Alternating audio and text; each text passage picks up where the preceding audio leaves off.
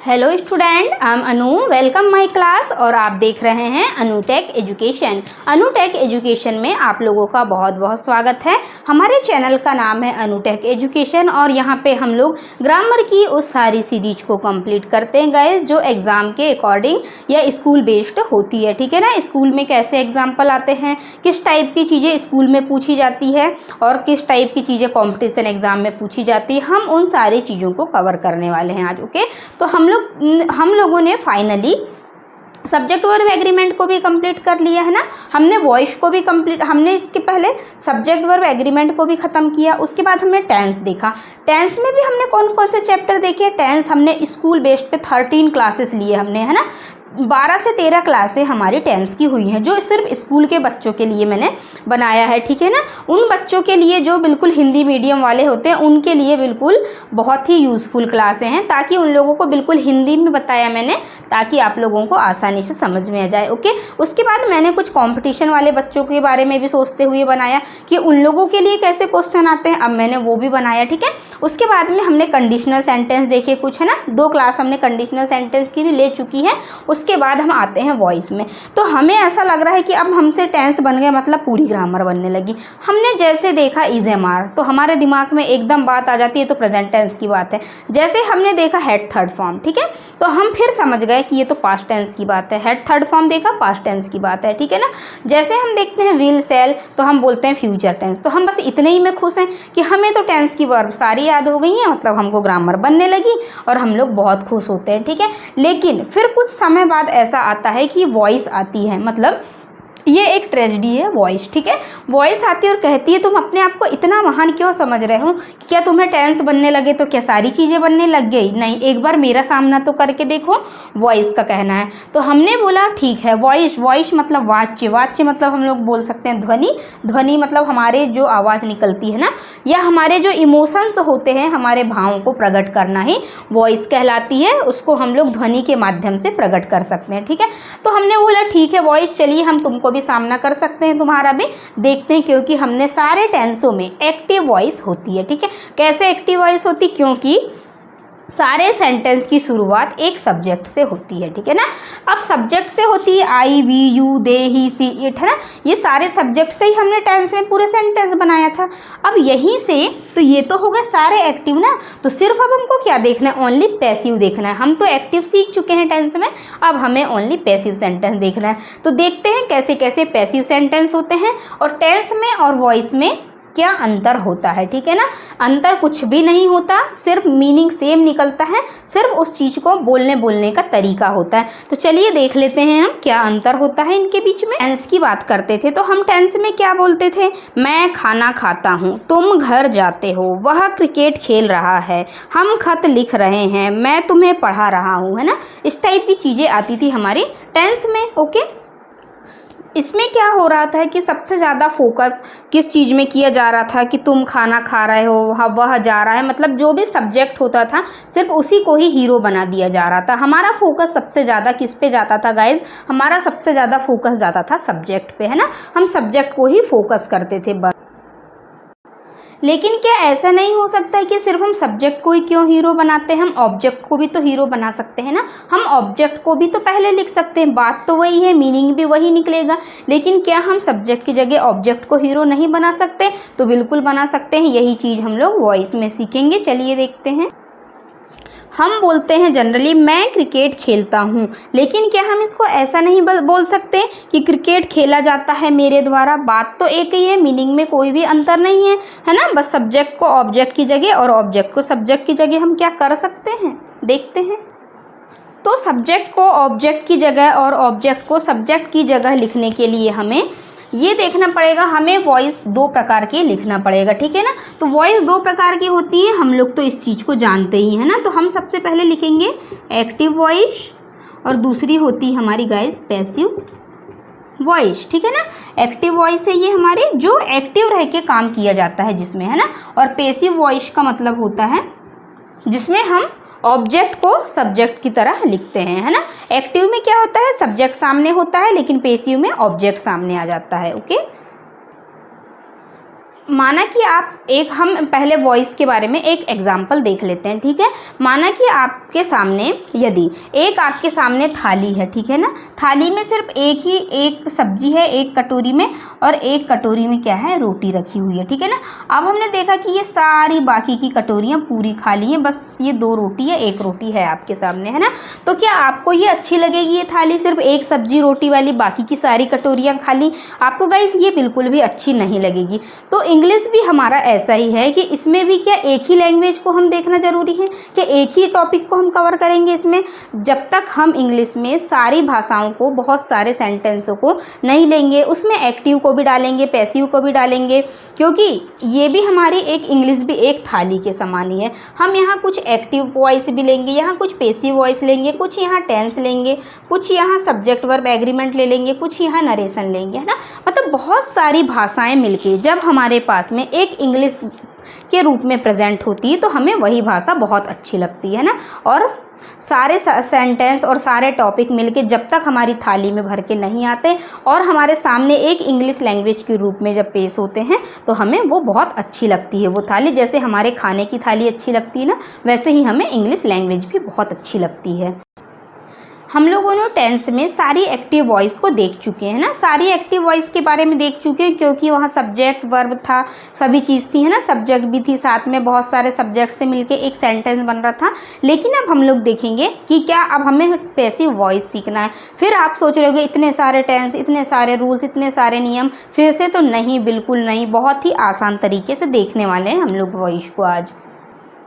Active voice के बारे में तो अब आप जान ही चुके हैं कि जिसमें सब्जेक्ट होगा सामने वो एक्टिव वॉइस होगी। लेकिन अब पैसिव वॉइस के बारे में थोड़ा सा आप लोग ध्यान दीजिए कि आखिर पैसिव वॉइस होती क्या है। तो गाइस बिल्कुल ध्यान से देखिए, आँख कान नाक अपने सब कुछ खोल लीजिए और बैठ जाइए, बिल्कुल, है ना, अपने कानों को, और एक पेन कॉपी लेके ज़रूर बैठिए। और अब आप पैसिव वॉइस की पहचान देखिए। जैसे हमने टेंस की पहचान कीवर्ड से किया था, वैसे ही हम पैसिव वॉइस की पहचान देखेंगे कि हम किस प्रकार से पैसिव वॉइस को पहचान सकते हैं। तो इनमें सबसे मेन पहचान इसकी क्या होती है, हम देखेंगे कि हिंदी में जब हम इसे लिखेंगे तो जाना, गया, गई मेन वर्ब की थर्ड फॉर्म लगती है इसमें, ठीक है ना। अभी हम देखेंगे, लेकिन इसकी पहचान होगी हिंदी में कि जाना, लास्ट में इसके जाना आएगा, गया, गई आएगी। जैसे हम कुछ एग्जाम्पल देखते हैं, क्रिकेट खेला जाता है, ठीक है, आया वहाँ पे जाना, जाने की जो बात हो रही है ना, वहाँ पे जाना है, जाता है, इस टाइप की चीज़ें आती हैं, ठीक है।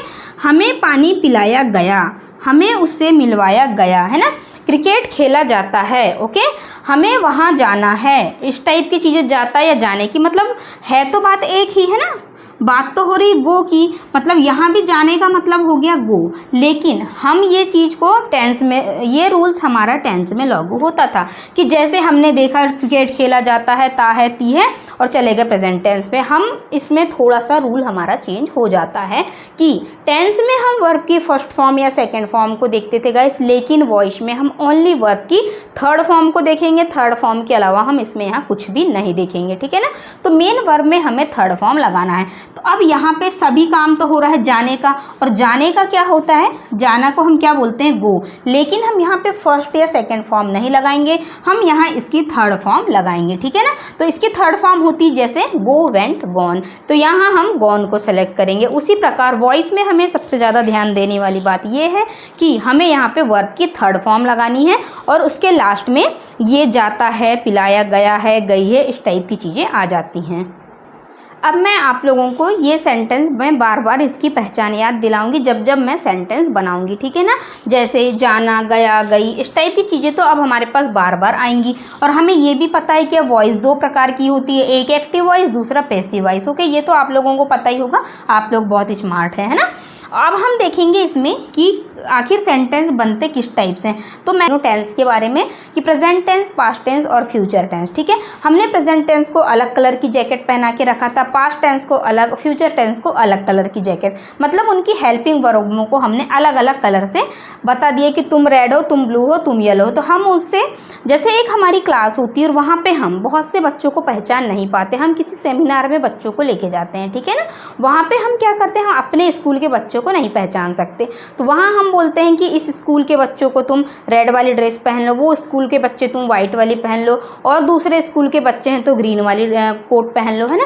तो हम अपने स्कूल के बच्चों को यदि हमने ग्रीन ड्रेस पहना है तो हम उससे पहचान जाएंगे कि ये हमारे ही स्कूल के बच्चे हैं। उसी प्रकार टेंस की फॉर्म्स भी होती हैं कि जिस टेंस को जो फॉर्म मिल जाती है वही उसकी पहचान बन जाती है। जैसे प्रेजेंट सिंपल टेंस की पहचान होती है कि वर्ब की फर्स्ट फॉर्म के साथ एस या ई एस। प्रेजेंट कॉन्टिन्यूस की पहचान बना दिए कि इज एम आर और आई एन जी, है ना। उसी प्रकार परफेक्ट की देख लेंगे, प्रेजेंट परफेक्ट के की हैज़ है थर्ड फॉर्म। इस टाइप से कुछ पहचान होती है। जैसे हमें पहचानने के लिए बच्चों को एक अलग अलग कोड की ज़रूरत पड़ती है, वैसे ही हम टेंस को पहचानने के लिए अलग अलग प्रकार के हमें फॉर्म्स याद रखना पड़ता है, ठीक है ना। तो अब हमने कहा कि भैया ऑब्जेक्ट सब्जेक्ट तुमने तो बहुत हीरोपंती दिखा दी, तो तुम तो जाओगे सबसे पीछे। लेकिन हमने ऑब्जेक्ट से कहा कि तुम क्यों पीछे की लाइन में हो, अब तो तुमको हीरो बनना है ना, तो तुम सामने चलो। अब वो नहीं आ रहा था क्योंकि उसे डर लग रहा था सब्जेक्ट का। लेकिन अब हम देखेंगे कि हमने उससे कहा कि तुम्हें सब्जेक्ट से डरने की ज़रूरत नहीं है, सब्जेक्ट ने बहुत हीरोपंती दिखा चुकी है, अब वो जाएगा पीछे और तुम्हें चलना पड़ेगा सामने। तो हमने ऑब्जेक्ट को बिल्कुल घसीटते हुए लेके आया सबसे सामने, ठीक है। अभी मैं आप लोगों को बिल्कुल मोटा मोटा हिसाब बता रही हूँ, हम अभी स्ट्रक्चर बनाने में लगे हैं। स्ट्रक्चर जैसे बनेगा तो हम सारी चीज़ें बाद में क्लियर कर लेंगे, है। सबसे पहले हमें बेसिक नॉलेज होना बहुत ज़रूरी होता है। मैं चाहूँ तो आपको डायरेक्ट, आपको एग्जाम में अधिकांश देखना, बहुत सी क्लासों में क्या होता है आपको डायरेक्ट एग्जाम्पल मिल जाते हैं, बस बता दिया हाँ ये एक्टिव वॉइस होती है, ये पेसिव वॉइस होती है, इसमें थर्ड फॉर्म लगती है, इसका आइडेंटिटी कार्ड होता है, बस। और आप लोगों ने देख भी लिया क्लास को और वहीं भूल गए, आपको समझ में नहीं आया। लेकिन मैं आप लोगों को जिस तरीके से बता रही हूँ गाइस, तो उस तरीके से आप लोगों को, थोड़ी सी क्लास लंबी होगी हमारी, लेकिन आपके दिमाग में एकदम बैठ जाएगी ये चीज़, और आपको डेफिनेटली बहुत ही आसान तरीके से समझ में आएगा और आप कभी भी नहीं भूलेंगे, ठीक है। तो हमने जैसे इसको देखा कि ये पीछे पड़ा है बेचारा, तो हमने इसे घसीटते लाया सामने और बोला कि चलो तुम सामने चलो सबसे पहले। तो ऑब्जेक्ट को हमने सामने लाया, ठीक है ना। अब आती थी हमारी हेल्पिंग वर्ब। हमने सभी सेंटेंसों में देखा था टेंस में कि एक हेल्पिंग वर्ब होती थी और एक हमारी मेन वर्ब होती थी। हेल्पिंग वर्ब कौन सी होती थी गाइस, इज एम आर वाली होती थी, है ना, वॉज वर्ब या सेल विल वाली। और मेन वर्ब वो जो हमारी क्रियाएं जो हमारे द्वारा की जा रही, खाने की, पीने की, जाने की, ठीक है, नहाने की, इस टाइप की। तो इसमें हम क्या करेंगे, हेल्पिंग वर्ब, फिर मेन वर्ब की थर्ड फॉर्म। मेन वर्ब की थर्ड फॉर्म मतलब ये एक क्या है, इसका आइडेंटिटी कार्ड है, ठीक है। थर्ड फॉर्म इसकी पहचान है और मेन वर्ब के साथ हमेशा थर्ड ही फॉर्म आएगी, कोई दूसरी फॉर्म को ये एक्सेप्ट नहीं करेगा। फिर बाय लगाना है क्योंकि पेसिव वॉइस है और पेसिव वॉइस में बाय से ही इसकी पहचान की जाती है, ठीक है। अब हमने हीरो को बोला कि अब तुम चुपचाप आओ और सामने से और पीछे जाके चुपचाप बैठ जाओ, तो हमारा सब्जेक्ट बेचारा जाके पीछे बैठ जाता है ना। तो इस टाइप से हमने ये एक्टिव वॉइस का था और पैसिव वॉइस का भी हमने स्ट्रक्चर देख चुका, ओके। अब आप देख लीजिए कि अब हम प्रेजेंट इंडेफिनिट टेंस को देखते हैं, ठीक है ना। सबसे पहले हम बात करेंगे प्रेजेंट इंडेफिनिट की, ठीक है। वॉइस में भी प्रेजेंट इंडेफिनिट टेंस है। अब आप लोग सोच रहे हैं कि फिर से हमें 12 या 13 वीडियोस देखना पड़ेगा या फिर वही नियम, रूल्स, स्ट्रक्चर याद करना पड़ेगा। बिल्कुल नहीं, बस मैं आप लोगों को बहुत आसान तरीके से बता रही हूँ, ठीक है। तो अब हम क्या करते थे, हमारा एक्टिव वॉइस का या प्रेजेंट सिंपल का हमारा फॉर्मूला क्या होता था, इसे प्रेजेंट सिंपल भी कहते हैं, ठीक है। तो सब्जेक्ट प्लस मेन वर्ब होती थी, उसमें सब्जेक्ट में क्या होता था, एस या ई एस लग जाता था सिंगुलर प्लूरल के साथ में।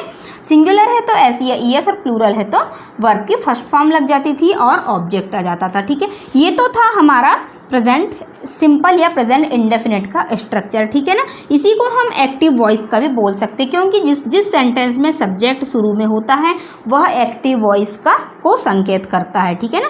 कि जैसे हमने देखा सब्जेक्ट सामने मतलब वो है एक्टिव वॉइस हमारी गाइस, है ना। तो अब हम देखेंगे इसमें पेसिव वॉइस का स्ट्रक्चर को। तो मैंने अभी आपको बताया था, आपको रटना नहीं है, आप अपने दिल पे हाथ रख के बताइए मुझे कि अभी मैंने आपको थोड़ी देर पहले क्या बताई थी। मैंने यही बताई थी ना कि सब्जेक्ट बहुत ज़्यादा हीरो बनती बता रहा था तो हम उसको सीधा पीछे कर देंगे और बेचारा ऑब्जेक्ट हमेशा पीछे रहता तो हम उसको घसीट के सामने लाएंगे धक्का मार के, ठीक है। तो अब आपके दिमाग में ये बात आ चुकी है और आपने मुझे बता भी दिया कि ये ऑब्जेक्ट को सबसे सामने लाएंगे, ठीक है। और मैं अब आपकी बात को बिल्कुल टाल नहीं सकती, ठीक है ना। तो हमने क्या किया गाइस, सब्जेक्ट को हमने पीछे लेके जाएंगे, लेकिन हम ऑब्जेक्ट को सबसे पहले लेके आते हैं, पैसिव वॉइस बनाना है तो। ठीक है, अब हम देखेंगे इसमें हेल्पिंग वर्ब। तो अब आप सोच रहे हैं कि आपका दिमाग खराब है, हम हेल्पिंग वर्ब अब क्यों लगाएंगे, हम तो डायरेक्ट मेन वर्ब की बात कर रहे हैं ना, और मेन वर्ब की सिर्फ वॉइस में थर्ड फॉर्म से पहचान करना है। ये आई कार्ड लगा होना चाहिए और थर्ड फॉर्म हमारा आई कार्ड है, और जैसे हमने देखा कि सभी में थर्ड फॉर्म लगी है, मतलब ये तो सारे पेसिव हैं। लेकिन नहीं, अगर हम सभी में एक से थर्ड फॉर्म लगा देंगे तो अब हम पहचान कैसे कर पाएंगे कि ये किस टेंस का वाक्य है। तो गाइस इसीलिए हमको सबसे पहले क्या करना पड़ेगा कि कुछ हमें मेन वर्ब भी लगानी पड़ेगी और कुछ हेल्पिंग वर्ब भी लगानी पड़ेगी। तो हम हेल्पिंग वर्ब का ज़्यादा कुछ फ़र्क नहीं पड़ेगा, लेकिन हाँ फ़र्क सबसे ज़्यादा क्या पड़ेगा कि हेल्पिंग वर्ब लगने से हमें ये पता चल जाएगा कि ये प्रेजेंट टेंस का वाक्य है या फ्यूचर टेंस का वाक्य है या पास्ट टेंस का वाक्य है। थर्ड फॉर्म तो कॉमन है, थर्ड फॉर्म तो सभी में आएगी पेसिव में, है ना। तो हम इससे इज़-एम-आर से हम पहचान एकदम से कर लेंगे कि ये प्रेजेंट टेंस का वाक्य है, और प्रेजेंट टेंस के वाक्य के साथ हम मेन वर्ब में थर्ड फॉर्म लगा देंगे इसके पेसिव वॉइस में। इसीलिए बस हम लोगों को थोड़ा सा देखना पड़ता है कि हम इसमें हेल्पिंग वर्ब लगाते हैं। ओके, आया है इज़-एम-आर कि सिंगुलर के साथ में क्या होगा, इज़ आ जाएगा, प्लूरल के साथ आर आ जाएगा और आई के साथ में एम आ जाएगा। ये तो हम लोग सब्जेक्ट वर्ब एग्रीमेंट में देख ही चुके हैं। ओके, अब क्या हमें सोचना पड़ेगा कि मेन वर्ब की कौन सी फॉर्म लगाना है, तो बिल्कुल नहीं, हम तो ये देख चुके हैं कि सिर्फ वॉइस में जब भी हम पैसिव बनाएंगे तो हमें सिर्फ वहाँ वर्ब की थर्ड फॉर्म लगाना है और हमें कुछ भी नहीं करना है। और आप लोगों को ये पहचान रखना है कि प्रेजेंट टेंस के में जब भी सेंटेंस का लास्ट आएगा तो लास्ट में जाता है, गया है, गई है, इस टाइप की इसकी पहचान होगी। जैसे हमारी प्रेजेंट टेंस में पहचान थी उसी टाइप की है, लेकिन उसमें जाता है, जाती है इस टाइप की होती थी, इसमें जाना, है ना, जाना या गया, गई, इस टाइप की हम लोग इसमें पहचान से याद रख सकते हैं कि ये प्रेजेंट टेंस का वाक्य है। ओके,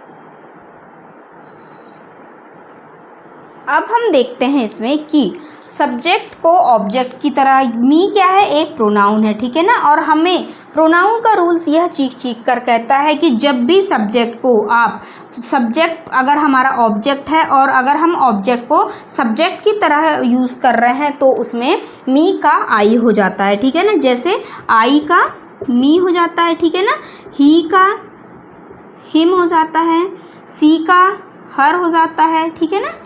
उस टाइप से अभी हम बात करेंगे इसकी भी, सी का हर हो जाता है। इस टाइप से हम देखेंगे कि जैसे हमने सब्जेक्टिव केस में लाए, ऑब्जेक्टिव केस को जब हम सब्जेक्टिव केस में लाएंगे या मी को जब हम सामने लेके आएंगे तो वो हमारा आई में बदल जाता है, ठीक है ना।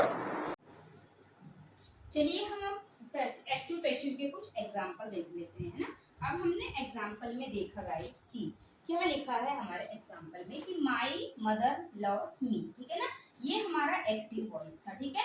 तो अब हमें तो पता है ना कि एक्टिव वॉइस और पेसिव वॉइस में क्या अंतर होता है। तो हमें अभी हमने बात कर चुका था कि जब हम सब्जेक्ट को ऑब्जेक्ट में और ऑब्जेक्ट को हम सब्जेक्ट की जगह में लेके आते हैं, और जैसे ही हमने देखा कि हमारा ऑब्जेक्ट जैसे सामने आया तो ऑब्जेक्ट मी था, तो मी आया सामने निकल के और आई में कन्वर्ट हो गया। अभी हमने आपको बताया कि आई का मी हो जाता है, ही का ही हो जाता है, सी का हर हो जाता है, ठीक है। इस टाइप से ये ऑब्जेक्टिव केस में कन्वर्ट हो जाते हैं। तो अब हम देखेंगे माई मदर, तो माई मदर सेम रह जाएगा, ठीक है। देखते हैं इसको कैसा किया गया है।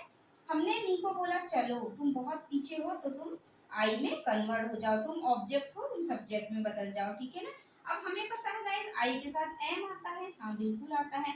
अब उसके बाद हम देखेंगे कि हमारी वर्ब की फर्स्ट फॉर्म है, यहाँ अभी हम बात कर रहे हैं प्रेजेंट इंडेफिनिट के। प्रेजेंट इंडेफिनिट में वर्ब की फर्स्ट फॉर्म के साथ एस या ईएस लगाया जाता है ना। तो हमको तो पता है ना कि इसका आई कार्ड क्या था, हमारा मेन वर्ब का आई कार्ड था, हमारा वर्ब की थर्ड फॉर्म। हमने ये भी आपको बताया था कि ये आई कार्ड लगा हुआ है इसमें ना, थर्ड फॉर्म। ये हमें चीख कर कहती कि सिर्फ हम पेसिव वॉइस जब भी बनेंगे तो हम सिर्फ वर्ब की थर्ड फॉर्म को लेंगे, बाकी किसी को नहीं लेंगे, ठीक है। तो ये कहती है कि हम वर्ब की थर्ड फॉर्म को लेंगे और यहाँ थर्ड फॉर्म आया थी, ओके। अब देखेंगे हम बाय। बाय तो हमेशा पेशिव वॉइस की पहचान ही है। यदि सेंटेंस में बाय लिखा आता है तो बाय के माध्यम से हम समझ जाते हैं कि बाय माय मदर, मतलब ये है हमारा पैसिव वॉइस का सेंटेंस। तो जरा आप एक गौर करने वाली बात, आपने कभी देखा कि कभी इज़-एम-आर के साथ थर्ड फॉर्म आती? बिल्कुल नहीं आती कभी भी। लेकिन जब भी आप कहीं भी देखेंगे इज एम आर के साथ वर्ब की थर्ड फॉर्म, हैव के साथ तो आती है वर्ब की थर्ड फॉर्म, लेकिन वॉज वर्ब के साथ भी यदि आपको कहीं भी वॉज वर्ब के साथ यदि आप लोगों को इज एम आर के साथ वर्ब की थर्ड फॉर्म दी हो या वॉज वर्ब के साथ वर्ब की थर्ड फॉर्म दी हो, तो आप बिल्कुल समझ जाना, आपके दिमाग की बिल्कुल लाइट जल जानी चाहिए कि हो ना ये हो पेसिव वॉइस का ही सेंटेंस है और यही हमारी पेसिव वॉइस है। ठीक है, कि जब भी इनने कब से दोस्ती कर ली थर्ड फॉर्म के साथ, ये तो हमेशा आईएनजी को लेती है ना, is am are plus I N G, तो ये इसीलिए सिर्फ इसने पेसिव वॉइस में कुछ निश्चित समय के लिए इससे दोस्ती करी थी। ठीक है, बाकी इसके साथ कोई दोस्ती नहीं, लेकिन ये पेसिव में जरूर करती है कि is am are third form was verb के साथ भी थर्ड फॉर्म आएगी तो वो हमारी पैसिव वॉइस कहलाती है ना। नहीं तो बाकी हम देखेंगे कि सारे हमारे सब्जेक्ट वाले जितने भी सेंटेंस होते हैं वो सारे एक्टिव वॉइस के ही होते हैं। अब ऊपर वाले सेंटेंस का क्या मतलब निकला कि मेरी जो मम्मी है, मेरी मदर मुझे प्यार करती है, और नीचे वाले सेंटेंस का क्या सेंस निकला कि मुझे प्यार किया जाता है, किसके द्वारा, मेरी मम्मी के द्वारा या माय मदर के द्वारा मुझे प्यार किया जाता है मेरी मम्मी के द्वारा, है ना। लगभग सेंटेंस वही है लेकिन थोड़ा सा चेंजेस आ जाता है, बाकी मीनिंग सेम है लगभग, है ना। इसीलिए हमें एक्टिव पेसिव वॉइस की जरूरत पड़ी कि हम सेंटेंस को किन किन तरीके से हम सेंटेंसों को बोल सकते हैं। जैसे पहले सेंटेंस में इसकी हिंदी हम देखेंगे कि माई मदर लव मी, मतलब मेरी मम्मी मुझे प्यार करती है ना, या मेरी मम्मी के द्वारा मुझे प्यार किया जाता है। तो जाता जाती का सेंस जब लास्ट में आता है तो वो होती है हमारी एक्टिव से पेसिव वॉइस की पहचान। ठीक है, इससे हम लोग पहचान कर सकते हैं। जैसे सेकेंड एग्जाम्पल है ही राइट्स अ लेटर, ठीक है ना, लेटर लिखा जाता है, ठीक है ना। तो अब हम देखेंगे कि वह लेटर लिखता है भी बोल सकते हैं हम इसको, लेकिन जब हम इसकी पेसिव बनाएंगे तो उसका सेंस ये हो जाएगा कि लेटर लिखा जाता है किसके द्वारा, उसके द्वारा, है ना। तो अब हम देखते हैं इसकी पेसिव वॉइस बनाएंगे तो अ लेटर को हम सामने लेके जाएंगे कि चलो भैया ढकेलते लेके आएंगे, तुम सामने चलो अब, है ना। अब हमने देखा वर्ब की हमारी वर्ब क्या है, राइट, है ना। और तो अब हमने देखा कि वर्ब हमारी वर्ब की फर्स्ट फॉर्म के साथ एस या ईएस लगा है, और जब भी वर्ब की फर्स्ट फॉर्म के साथ एस या ईएस लगाया जाता है गाइस तो वो हमेशा प्रेजेंट सिंपल में आता है, प्रेजेंट इंडेफिनिट, और उसके साथ में हमेशा इज एम आर का प्रयोग किया जाता है। ठीक है ना, प्रेजेंट सिंपल की वर्ब भी होती है हमारी इज एम आर, देखो हमने यहाँ लिखा है, तो हमने इसमें पेसिव में अ लेटर सिंगुलर था और सिंगुलर के साथ हम सिंगुलर वर्ब का प्रयोग करेंगे। और अब देखिए यहाँ फिर से इज एम आर के साथ में थर्ड फॉर्म आ गई, मतलब इसके साथ फिर थर्ड फॉर्म आ गई। तो यार ये क्या हो रहा है, ये तो बिल्कुल घोर अनर्थ हो रहा है, ऐसा तो कभी हुआ नहीं था, लेकिन होना तो जरूर था क्योंकि ये तो वॉइस है। और जब भी हमारी पेसिव वॉइस बनेगी तो वो हमेशा इज एम आर आईएनजी को छोड़ के इज एम आर के साथ थर्ड फॉर्म को लेगी। तो ये इसने ले लिया थर्ड फॉर्म, हमने लगा दिया बाय। अब क्या हम ही को लगा दें ना। अब मैं आपसे पूछती हूँ क्या मैं ही को यहाँ पे उतार दूं जैसा का वैसा, तो जी नहीं, बिल्कुल नहीं। क्यों? क्योंकि ही हमारा सब्जेक्टिव केस था और ही जब पीछे गया तो ये ऑब्जेक्ट की तरह यूज होने लगा, और ऑब्जेक्ट की तरह यूज होने के कारण ही का हिम हो जाएगा, है ना। आई होप आप लोगों को समझ में आया होगा। कुछ भी नहीं करना है गाइस, बस हमें याद रखना है कि अगर प्रेजेंट सिंपल टेंस का वाक्य है या प्रेजेंट इंडेफिनिट का वाक्य है तो इसकी हमें पैसिव फॉर्म याद रखनी है, और बस पेसिव फॉर्म कुछ भी नहीं होती, पेसिव फॉर्म इसकी बस is am are third form होती है। और वैसे ही जब हम पास्ट की बात करेंगे तो पास्ट में भी क्या होता है, वाज पर थर्ड फॉर्म होती है। ठीक है ना, बस आपको किसी भी तरीके के एग्जाम्पल मिल जाए, बस आपको टेंस की पहचान करते आना चाहिए तो आप आराम से कर सकते हैं इस चीज को। ठीक है ना, तो आज की क्लास को अब हम लोग यही ओवर करते हैं, आगे की चीजें हम लोग अब अगली क्लास में देखेंगे। तो ठीक है, अब और ज़्यादा तो कुछ आप लोगों से कहूँगी नहीं। Thanks for watching this video. लेकिन यदि चैनल पे नए हैं तो प्लीज़ चैनल को सब्सक्राइब जरूर कर लेना गाइस, ताकि मेरे प्रतिदिन के नोटिफिकेशन आप लोगों को मिलते रहें और मैं नए नए वीडियो और नए नए कॉन्सेप्ट एकदम हिंदी की तरह आप लोगों को इंग्लिश पढ़ाती रहूँ। ठीक है ना, तो चलते हैं, अब मिलते हैं हम अगली क्लास में। और ठीक है, thanks for watching this video, मिलते हैं हम, ओके बाय।